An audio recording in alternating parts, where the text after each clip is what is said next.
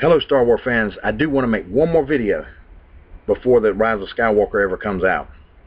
And if you're looking for a train wreck, I think you might want to go to see this film. But if not, you might want to stay as far away from this thing as humanly possible. It'd be nice though if we, the fans that don't like any of this stuff, could hold Episode 9 at $20 to $50 million opening weekend. But I don't think that's even a possibility. Especially if Disney is going to go behind the scenes and buy up tickets and say it's all promotional and all that stuff, and nobody goes to see the film, but they make over $1 billion opening weekend. You know what I'm saying? It's just ridiculous. How can you win when people are playing dirty like that? I don't know. But as an old fan, I cannot consider these movies canon. I did like The Force Awakens okay, but it leads right into the last equine. And I'm just not, I don't like what they did with Han and Luke. I just don't. And I can't forgive them for that. So I really don't care about Episode 9. They've already killed off my favorite characters in 7 and 8. We're done. But I do want to shift gears here. Can we all agree that George Lucas is the creator of Star Wars? I don't think that's up for debate, but I just wanted to be, stupid and ask a rhetorical question here. Can we also agree that the creator has made some mistakes?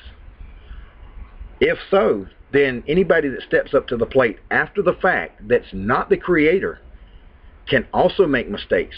Some may be bigger than what George Lucas could make with a stroke, and some could make it better. And there's no mistakes. Who knows?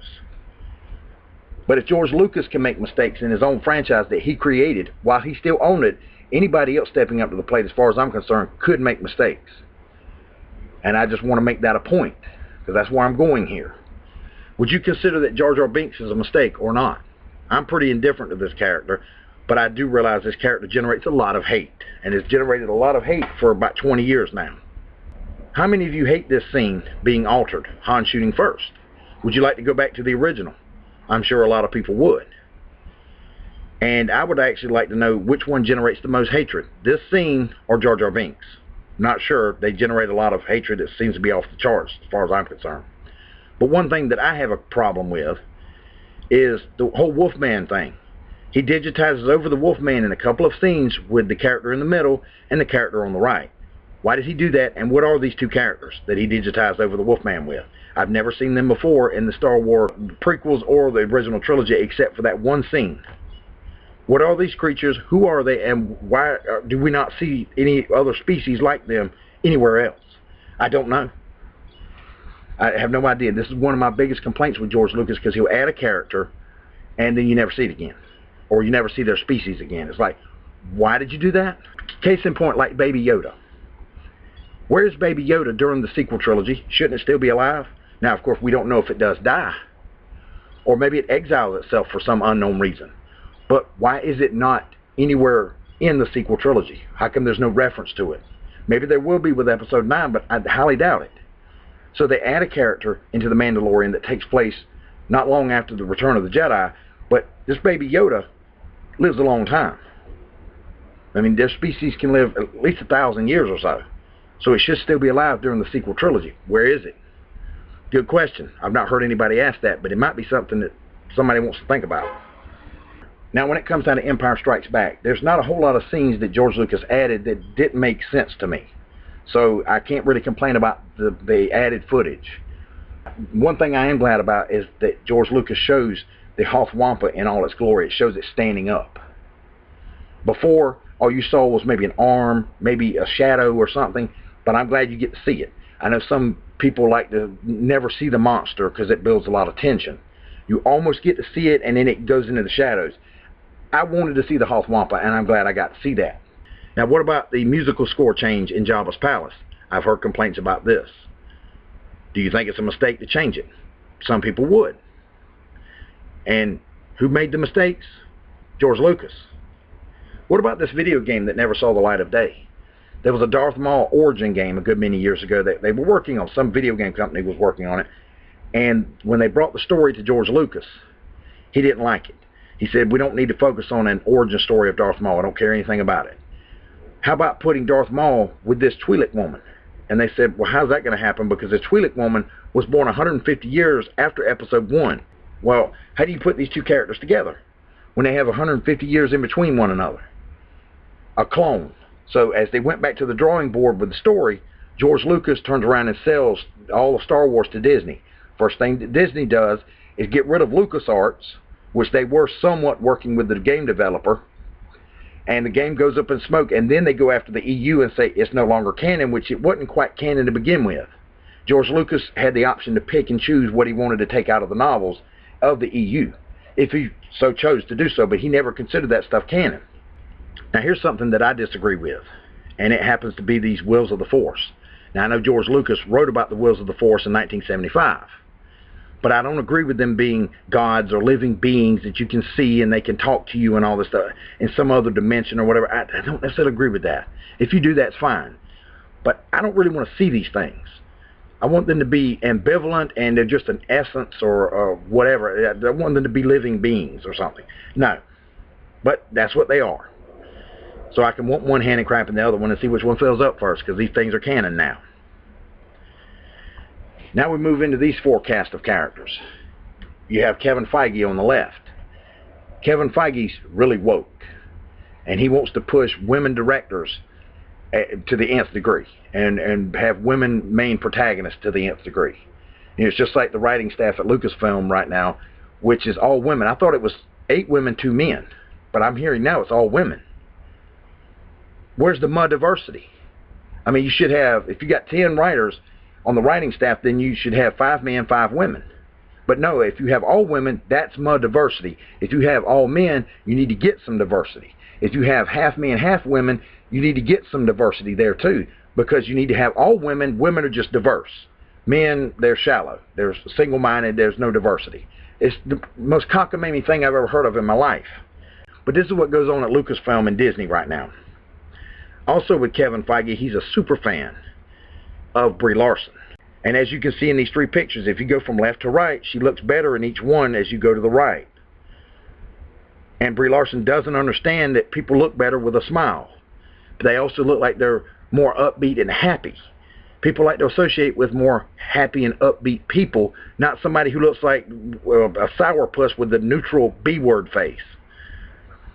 But she doesn't seem to understand it. She doesn't comprehend that. And she's also a caustic person. And a lot of times her mouth overloads her behind, or lack thereof a behind. Just saying. Then we move into Dave Filoni. Now I know he's like a extremely trained Padawan up under George Lucas. And if you can't get a hold of George Lucas to ask him about the rules and regulations of Star Wars, then Dave Filoni will be the next best man to ask. Okay, fine. But I don't put a whole lot of faith in him either. I put maybe 90-95% faith in him. But I think he made a mistake when he came up with the World Between Worlds. Because this comes off like Star Trek more than Star Wars. This is almost like, you know, a character breaking the space-time continuum, and time doesn't work in that realm that they're in. I don't particularly like this concept. If you do, that's fine. But I think this breaks Star Wars and turns it into Star Trek. And I want them to stay separate from each other. But it is what it is. This is canon too. Then you have Kathleen Kennedy. And boy, does she generate so much hatred. She pushes the feminist agenda to the nth degree. And I will say I'm starting to see Rey as the embodiment of what Kathleen Kennedy's probably always fantasized herself as being. You know, kind of like when little boys fantasize about being Superman or Batman or whatever. She fantasized about being the most perfect woman. She wants to have a Fortune 500 company, and somebody just gives it to her. She doesn't even have to work to get it. Somebody just hands it to her. Everything's handed to her on a platinum platter. Forget that silver platter. That's garbage. That's for peasants. And I know this is an ugly picture here, but man, this is exactly what I think of Kathleen Kennedy. She is Rey. She is the embodiment of Rey, or Rey is the embodiment of what she's always wanted or something. It's a power fantasy. And then you've got Jon Favreau. Now, I don't have any evidence on him, unfortunately. But I was watching someone else's video, and this was a few months ago. This was well before The Mandalorian ever started on Disney+, where whomever it was I was watching was talking about something totally different, but they were looking at Twitter, and there was a tweet by Jon Favreau that the person was not talking about. I read that tweet. It stood out like a sore thumb. And whatever it said, and I wish I could remember, it was either him defending James Gunn and all those nasty little tweets that he put out, or it was some kind of anti-Trump rant that he just went off the rails with. I don't know which it was. So take this with a grain of salt, but it really changed my opinion of Jon Favreau, because I haven't heard anything negative about Jon Favreau. But if he's going to think like that or post something like that, you know, on Twitter, then I don't have a whole lot of respect for him, especially if he was defending James Gunn. But I don't have the evidence to back it up, and I cannot remember exactly what it was. But whatever it was caught my attention and made me really rethink my view of Jon Favreau. I went through his Twitter feed, went back about 4 or 5 years, could not find the tweet. So I don't know if he deleted it. I don't know where it went. So just take everything I'm telling you with a grain of salt, but I don't put faith in him either. I'm not saying he's got like 10% of my faith, but I can't give him 100% faith either. I'm just not going to do it. Then you have Bob Iger. If you know anything about that book, he claims he stabbed George Lucas in the back, and so did Kathleen Kennedy. But Bob Iger also said that the reason why the Star Wars movies aren't making as much money is because we fans have Star Wars fatigue. Say what? You want to repeat that, Mr. Iger? Well, how come you're pushing out The Mandalorian on your Disney Plus channel? There's also going to be the Obi-Wan Kenobi show, and I'm wondering if they're going to have to pay royalties for using Obi-Wan Kenobi. They're also going to finish out the Clone Wars TV show, so there's 3 shows they're going to have. Well, I'm hearing rumors of 2 more, and I don't know if this hinges on how well Episode 9 does at the box office. But they're talking about a Mace Windu show. I don't know if Sam Jackson is coming back for that. I don't know if that's beneath him or not. And they're talking about a young Luke Skywalker show. Star Wars fatigue, that's 5 shows if you counted them. And then in a couple of years, they're going to do another trilogy. Where's this Star Wars fatigue? Where's this break from Star Wars for a little while? Where? Bob Iger's full of crap. He's full of it. He doesn't know his butt from a hole in the ground at this point. Now, I do want to shift gears here. And I want to talk about the Jedi Fallen Order video game. You have Cal, the generic white dude, and he has a power that's very similar to Rey. And then Sari, I think that's how you pronounce her name, she cuts herself off from the Force because she tapped into the dark side, and it scared her. Are they trying to justify Rey and Luke with these 2 characters? If you can like these 2 characters, then you can like Luke and Rey. Is that what they're trying to do? Wouldn't surprise me at this point. Anyway, that's my thoughts on all this nonsense. You know, I'm just kind of indifferent to Star Wars these days.